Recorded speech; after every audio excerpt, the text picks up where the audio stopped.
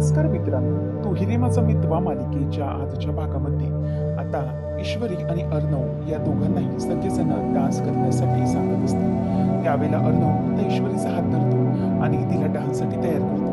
खरं तर ईश्वरीला चला ओर वाटत असतं, परंतु ती त्याच्या समोर येते आणि समोर उभी राहते.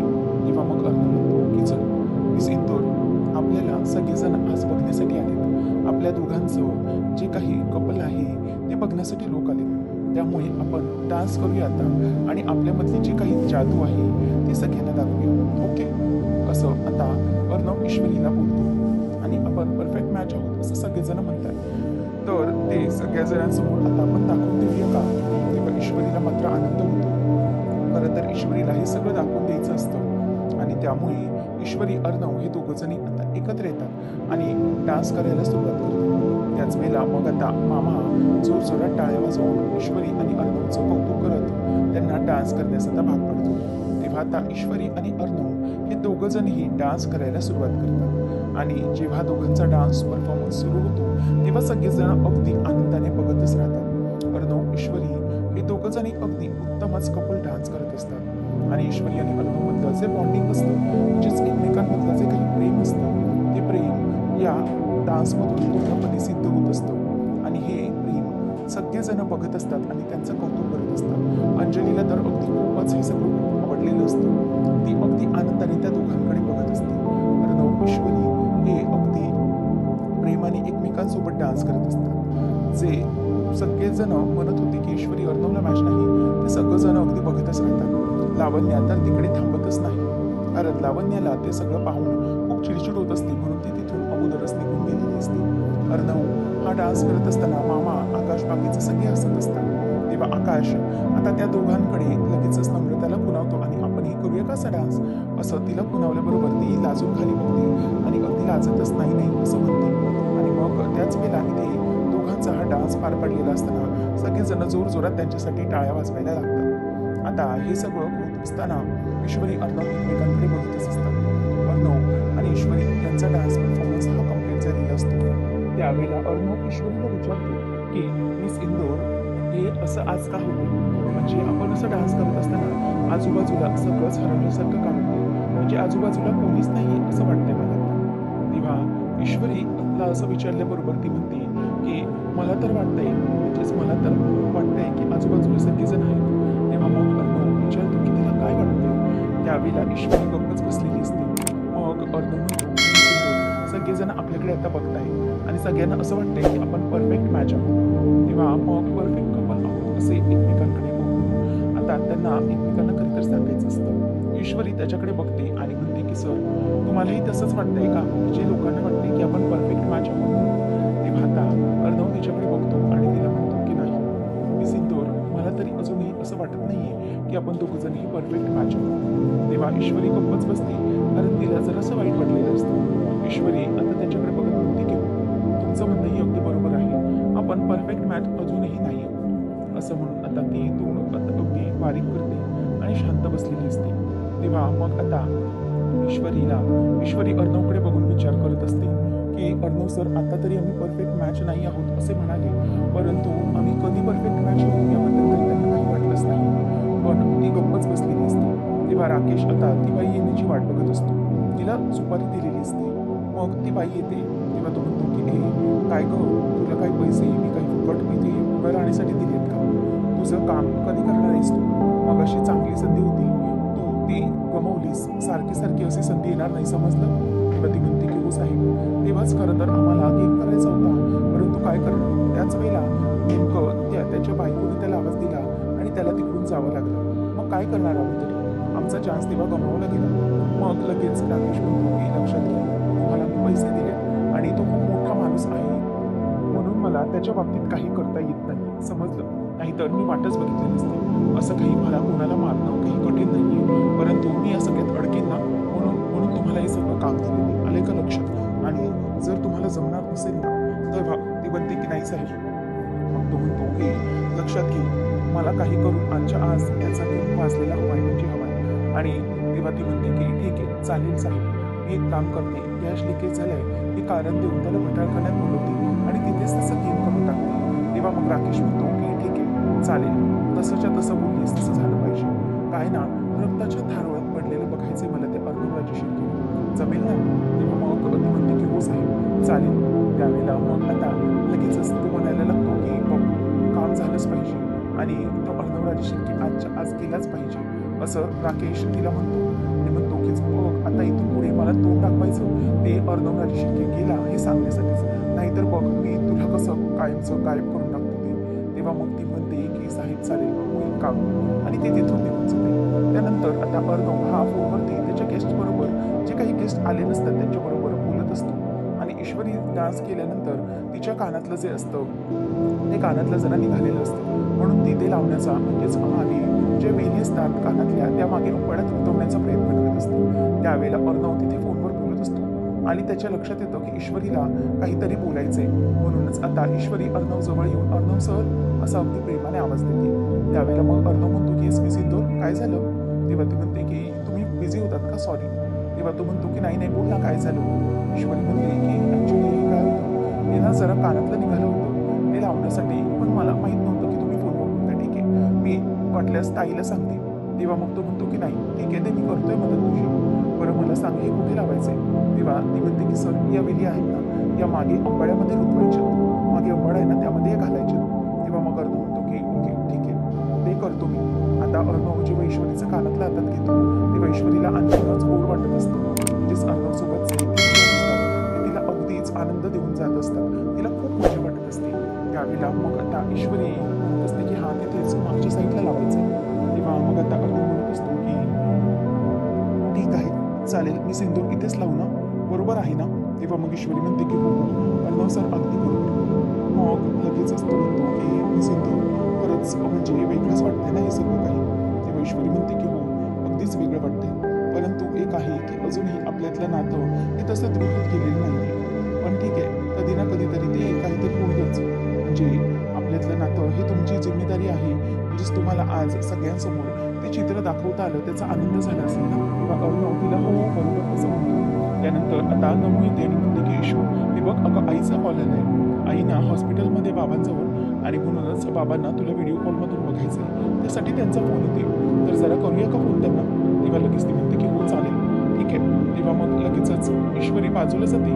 तोच संधी साधून लगेच ती बाई येते म्हणते की सर जरा प्लीज तुम्ही येता का एक प्रॉब्लेम आहे म्हणजे कोणाला तरी पाठवता का.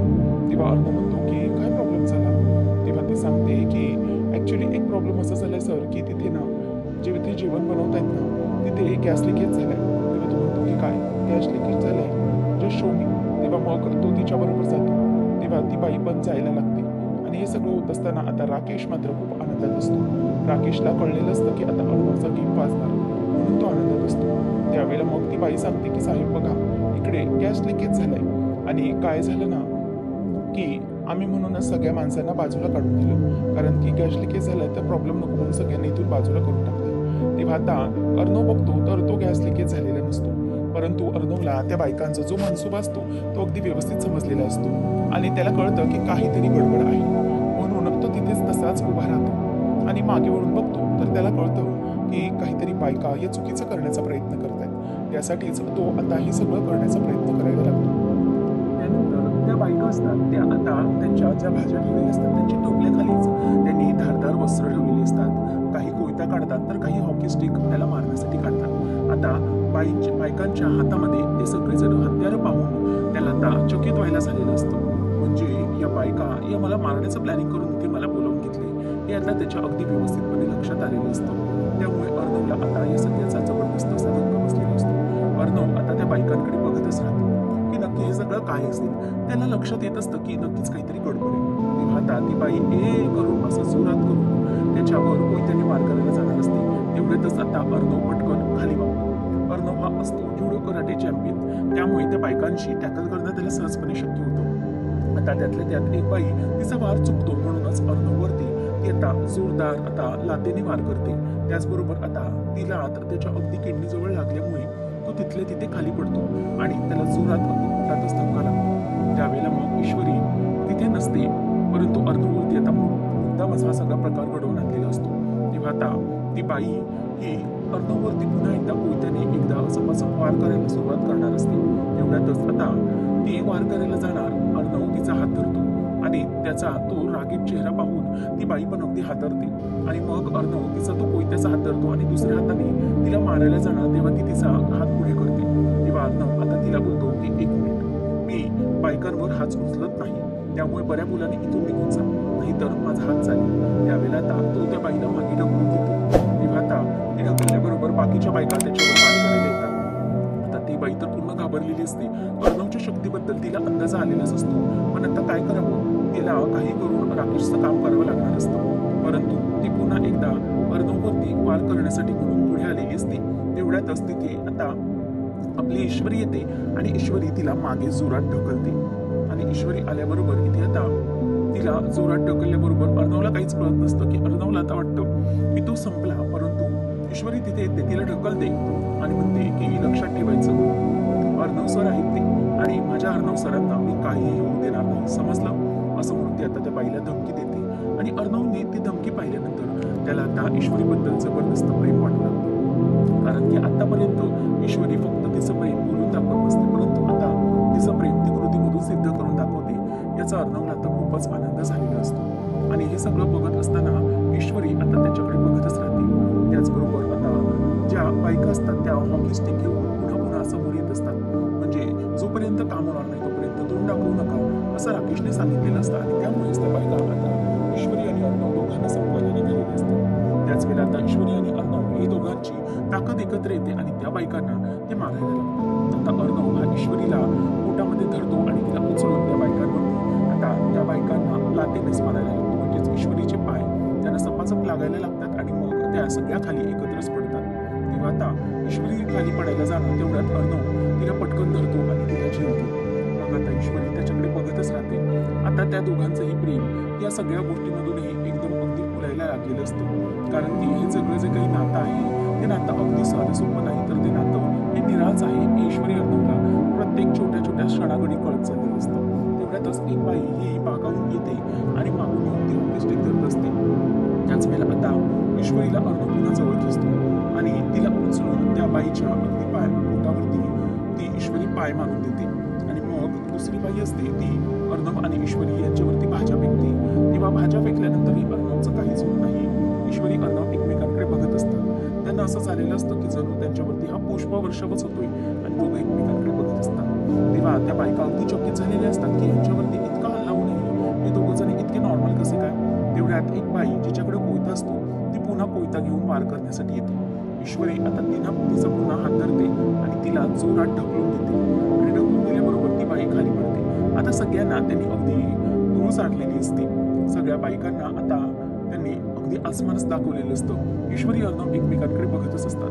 तेवढ्यात अर्णवच्या लक्षात येतं की कोणीतरी बाई येते पुन्हा एकदा त्यांच्यावर हल्ला करण्यासाठी. तेव्हा आता ईश्वरी अर्णव त्याच्याकडे बघतात आणि ती बाई जोरात आता शेवटचा वार करण्यासाठी म्हणून त्यांच्याकडे येत असते. आणि तेवढ्यातच आता ती बाई आल्याबरोबर अर्णव ईश्वरीला पटकन पुढे करतो आणि तिचा अंदाज काय आहे तो घेऊन आता तो तिथे तिला पकडणार असतो. तेव्हा आता ती बाई अगदी ईश्वरीला मारण्यासाठी आणि अर्णवला मारण्यासाठी काठी उभारून आलेली असते. परंतु अर्णव आणि ईश्वरी दोघंजणही एक बाजूला होतात. तिच्या हातातली हॉकी स्टिक खाली टाकून देतात आणि त्यानंतर मग ईश्वरी त्या बाईची मानगुटीस धरून तिला उकळत्या पाण्यात धरतात आणि तिच्या त्या तोंडात तिला पाणी गेल्यामुळे तिला अगदी ठसका लागतो आणि ती तिथल्या तिथेच खाली पडते. अशा प्रकारे ईश्वरी आणि अर्णव यांनी सगळ्या बायकांना अगदी धूळ चाललेली असते, अगदी दमवून सोडलेलं असतं आणि ईश्वरी अर्णव एकमेकांसमोरच असतात. किती काय झालं तरीही आता त्या बायका पळत चाललेल्या असतात. अर्णव ईश्वरीला धरतो. ईश्वरी मागे मागे चाललेली असते. अर्णव म्हणतो की निसिंदोर थांब, काय करतोस. तेव्हा मग तो म्हणतो की थांब, नको जाऊस आता. तेव्हा मग त्या बायका पळून जातात. अर्णवला ती म्हणते की सर त्यांना पकडायला हवं. अर्णव म्हणतो की नाही निसिंदोर, ते आता पळून गेले, ते सापडणार नाही. मग आता ईश्वरी म्हणते की अर्णव सर हे सगळं काय आहे. तेव्हा अर्णव म्हणतो की निसिंदोर, खरं तर मी बायकांवर हात उचलत नाही, परंतु तू एकदम त्या बायकांबरोबर मस्त ढिशून केलंस. ईश्वरी म्हणते की अर्णव सर हे प्रसंग काय ओढवलाय आणि तुम्हाला मजाक सुचतोय. हो सर, तुमच्यावरती जीवघेणा हल्ला झाला होता, कळतंय का. घरातल्या घरातच इतका हल्ला होणं हे किती डेंजरस आहे. मला कळत नाही हे सगळं कोणी केलंय तुमच्या बाबतीत आणि हा हल्ला तुमच्यावर घडवून आणलाय तरी कोणी. मला वाटतं वाटतंय की हे सगळं कोणी केलंय ना ते घरातलंच कोणीतरी असेल. तेव्हा ईश्वरी अर्णव यांच्या लक्षात येतं की हे सगळं करण्याच्या मागे कोणाचा हात असू शकतो.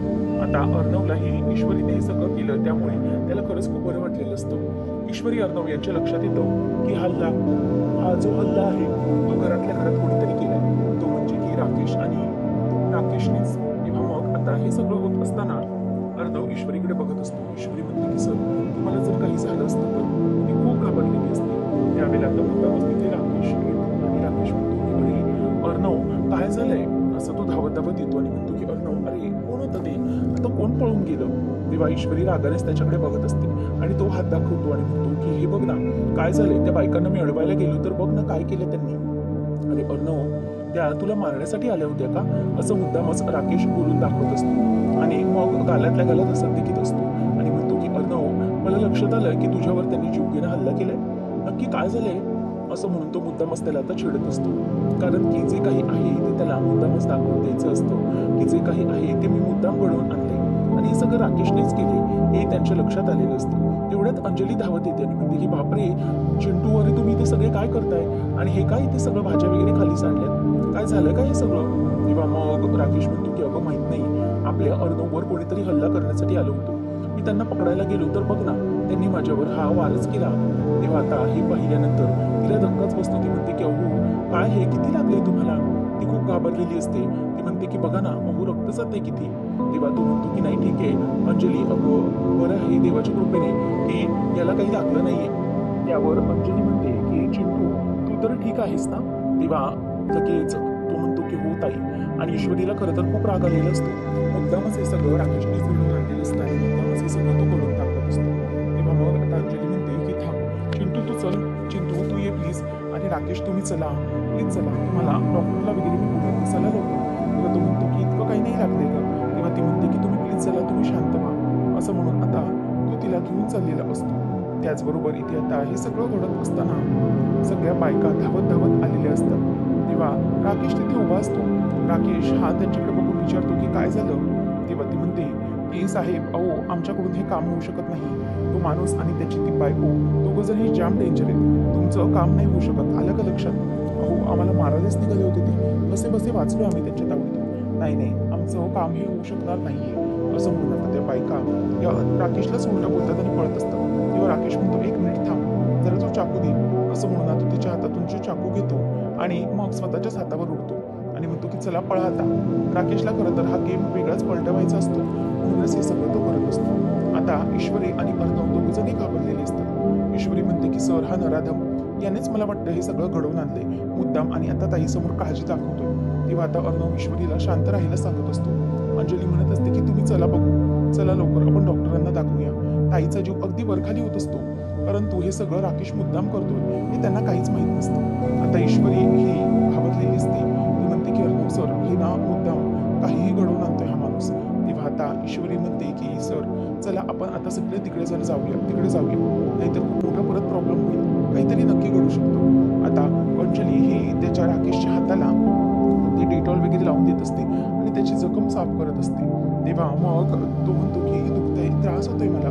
तेव्हा ती म्हणते की मग होणारच ना त्रास, हो किती लागले ते तुम्हाला बघा जरा. तेव्हा सगळेजण अगदी त्या राकेशचं कौतुकच करत असतात की बापरे खरंच राकेशमुळे सगळं घडलं, त्याच्यामुळे अर्णवचा जीव वाचला, असं चित्र सगळ्यांसमोर त्याला उभं करायचं असतं आणि म्हणूनच त्यांनी हे सगळं घडवून आणलेलं असतं. तेव्हा आता अंजलीकडे मामा बघत असतो. तिची ती अवस्था पाहून खरं तर मामाला खूपच वाईट वाटत असतं. राकेश आता बोलत असतो आणि अगदी प्रेमीपणाची रडत असतो. मामी म्हणत असते की खरंच जावई बापू हे कसं झालं, म्हणजे तुमच्यावरती हा हल्ला झाला तरी कसा. तेव्हा तो सांगतो की ती माणसं ज्या बायका होत्या त्या अर्णववर हल्ला करायला आल्या होत्या, खरंच त्यांचं मला काहीच कळलं नाही की नक्की हे सगळं काय आहे. तेव्हा आता ईश्वरीला मात्र राग येत असतो. मामी म्हणत असते की खरंच म्हणजे ना हे सगळं झालं ते मात्र फक्त जावई बापूंमुळेच आपल्या अर्णवचा जीव वाचलाय. खरं तर जावई बापूंनी खरंच त्यांचं कर्तव्य खूप छान केलंय, मला कळतच नाहीये की हे सगळं काय आहे. तेव्हा मग लगेच तो म्हणतो की हो मी हे सगळं केलं ते फक्त आणि फक्त अर्णवसाठी, अर्णववर जे माझं कर्तव्य होतं ते कर्तव्य त्याच्या बाबतीतलं मी पार पाडलं बस. तेव्हा लगेच वल्लरी म्हणायला लागते की हो जावई बापू खरंच घराला अगदी उत्तम जावई मिळालंय, अगदी कोणाची नजर लागेल असं जावई मिळालंय. जावईच्या बाबतीत तर या घराने नशीबच काढले, पण खरंच इतर लोकांना आपली कर्तव्य कधी समजणार आहेत ना काय माहिती. इतर लोक फक्त आपले असेच असतात. ईश्वरीला मुद्दामस्ती टोमणा मारत असते. अर्णव गपचूप असतो. ईश्वरीला तो काहीच बोलत नाही. त्यानंतर मग अर्णव हा तिच्याकडे बघतच राहतो. आता त्याला माहित असतं की हे सगळं जे काही चालू आहे ते राकेशची मुद्दाम नाटकं चालू आहे. तेव्हा मग राकेश म्हणत असतो की हे सगळं जे काही झालं ना ते ठीक आहे. मी माझं कर्तव्य पार पाडले बस. आणि अर्णवला काही झालं नाही. देवकृपेने ते बरं झालं. अर्णव तुला काही झालं नाही ना रे बाबा, असं मुद्दाम असतो त्याला विचारत असतो. अर्णव त्यावर काहीच बोलून दाखवत नाही. आणि नंतर मग तो बघतच राहतो फक्त. चिंटू तुला काही झालं नाही ना, तुला काही लागलं नाही ना ईश्वरी तुला, असं ती विचारते. त्यावेळेला आता अर्णव म्हणतो की नाही ताई, प्लीज तू काळजी घेऊ नकोस, मला काहीही झालेलं नाही, आय एम परफेक्ट, असं आता तो तिला सांगत असतो. मग खरं तर अंजलीची जी हालत असते त्यामुळे त्यालाही खूप वाईट वाटत असतं, म्हणजेच अर्णवला. तेव्हा अर्णव आता सांगतो की आकाश एक काम कर, तू नम्रताला आता घरी सोडून ये. तेव्हा जेव्हा नम्रताला आकाशला घरी सोडायला सांगितलं जातं तेव्हा मात्र मामीचं तोंड वाकडं होतं. मामीला राग येतो की प्रत्येक वेळेला मी त्या दोघांना थांबवण्याचा प्रयत्न करते, परंतु तरीही हे दोघं जणही एकत्रच असतात. आता नम्रता म्हणते की ताई चालेल, चल मी निघते हा, असं म्हणून आता ती तिथून निघत असते. नम्रताला हे खरं तर जो राकेशचा चेहरा असतो तो राकेशचा खरा चेहरा अगदी व्यवस्थितपणे माहीत असतो, परंतु काहीच करू शकत नसते. ती तशीच गप्प असते. नंतर आता ही सगळ्यांना ती आता लांबूनच पाय धुते आणि हे सगळेजण बघतच राहिलेले असतात. खरं तर या सगळ्या गोष्टींमध्ये आकाश आणि नम्रता दोघं बाजूला निघून जातात, परंतु अर्णव मात्र नजर रोखून अगदी त्यांच्याकडे बघतच राहिलेली असते. ईश्वरी ही गपचूप असते, कारण की तिला माहीत असतं की कितीही काही झालं तरीही हे सगळं मुद्दाम राकेश घडवतो. पुढच्या भागामध्ये आपण पाहणार आहोत ईश्वरी रडत असते. अर्णवला मिठी मारून म्हणते की अर्णव सर, मला खरंच खूप काळजी वाटते तुमची. जर आज तुम्हाला काही झालं असतं तर मग मी स्वतःला कधीच माफ केलं नसतं. खरं तर हे सगळं माझ्यामुळेच होतंय असं वाटतंय मला. खरंच अर्णव सर, मला खूप वाईट वाटते, असं ती आता म्हणत असते. त्यावेळेला मग आता अर्णवला ईश्वरी मिठीत आल्यामुळे खरंच खूप शांत वाटलेलं असतं. दोघंही एकमेकांजवळ असतात. ईश्वरी आता तिथून बाजूला होते आणि तिच्या गणूपप्पाजवळ हात जोडून म्हणते की हे गणूपप्पा, किती काही झालं तरीही तू अर्णव सरांच्या मागे अगदी खंबीरपणे उभा राहा. त्यांना काहीही होऊ देऊ नकोस. त्यांच्या पाठीशी राहा, कायम त्यांच्या सोबत राहा, असं म्हणून ईश्वरी आता अर्णवसाठी हात जोडून देवाकडे प्रार्थना करत असते. हे अर्णवला खरंच खूप आवडलेलं असतं आणि ईश्वरीचं हे प्रेम अगदी नकळत असलेलं पाहून अर्णवला खूप बरं वाटत असतं. त्यानंतर मग अंजली ही फोन लागत असते. तेव्हा राकेश म्हणतो की काय गं अंजली, कोणाला फोन लावतेस तू? तेव्हा ती म्हणते की पोलिसांना. आज जे काही घडलंय त्याबद्दल पोलिसांना काही करून इन्फॉर्म करायलाच हवं, असं म्हटल्यावर आता राकेश जरासा घाबरतो आणि म्हणतो की काय, आता तू पोलिसांना फोन लावतेस कशासाठी? तेव्हा मग ती म्हणते की घरामध्ये आज असा जो काही जीवघेणा हल्ला झालाय त्यावरून पोलिसांना नक्कीच कळवायला हवं. हे जे काही घडतंय ते नक्की काहीतरी थांबवायला हवं, असं आता ती सांगत असते. त्याचबरोबर राकेशला भीती वाटायला लागते की जर पोलिसांपर्यंत हा मॅटर गेला तर नक्की काय होईल. त्यावेळेला आता इन्स्पेक्टर साहेब घरी आलेले असतात आणि मग काल रात्री अर्णवराजे शिर्के यांच्यावर इथेच हल्ला झाला होता ना? तेव्हा अर्णव म्हणतो की हो, पण मला कळत नाहीये की सर तुम्हाला बोलावलं कोणी? त्यावेळेला मग लगेचच पोलिसांना राकेश विचारतो की हो साहेब, तुम्हाला कोणी बोलावलं? त्यावेळेला मग आता इन्स्पेक्टर साहेब म्हणतात की अर्णवराजे शिर्केंकडून फोन आला होता. आता हे ऐकल्यानंतर दोघं एकमेकांकडे बघतच बसतात. आता नेमकं पुढे काय घडणार पाहणं रंजकतेचं ठरेल. अशाच अपडेटसाठी चॅनलला नक्की सबस्क्राईब करा. धन्यवाद.